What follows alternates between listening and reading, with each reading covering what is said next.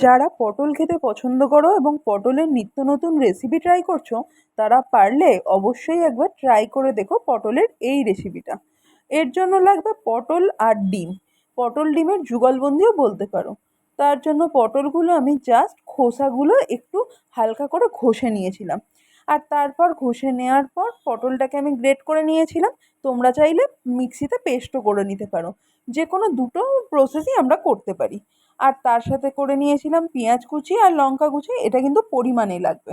আর আমি যেহেতু ছটা পটলের করেছিলাম, তার জন্য আমি এখানে দুটো ডিম ব্যবহার করব। আর এখানে পেঁয়াজটা লঙ্কাটা ভালো করে পটলের সাথে মিশিয়ে নিয়েছি আর দিয়েছি অল্প একটু নুন। প্রথমে একটা ডিম ফাটিয়ে মেখে নিয়ে আবারও একটা ডিম ফাটিয়ে নিয়েছি। আর তারপর ভালো করে মিশিয়ে নিয়েছি।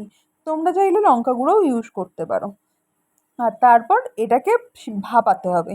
তার জন্য একটা কৌটোতে ভালো করে তেল লাগিয়ে নিয়েছি, তেলটা একটু বেশি পরিমাণে দিতে হবে। আর তারপর মিশ্রণটা ঢেলে দিয়ে কৌটোটা ঢাকনা দিয়ে দিয়েছি। এবার এটা ভাপাতে হবে, মানে নিচে জল দিয়ে কৌটোটা ওপর থেকে বসিয়ে চাপা দিয়ে দিতে হবে।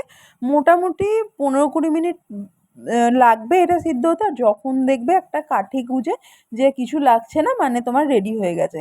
এরপর কৌটো থেকে প্লেটে ঢেলে নিয়ে পিস পিস করে কেটে নিয়েছি। কেটে নেওয়ার পর ওটাকে তেলেতে ভেজে নিয়েছিলাম। ভেজে নেওয়ার পর এদিকে তেলেতে পেঁয়াজ ফোড়ন দিয়ে তাতে দিয়ে দিয়েছি আদা রসুনের পেস্ট, হলুদ গুঁড়ো, লঙ্কা গুঁড়ো আর অল টাইমের টমেটো বাটা, নুন ভালো করে মিশিয়ে নিয়েছি মশলাটা।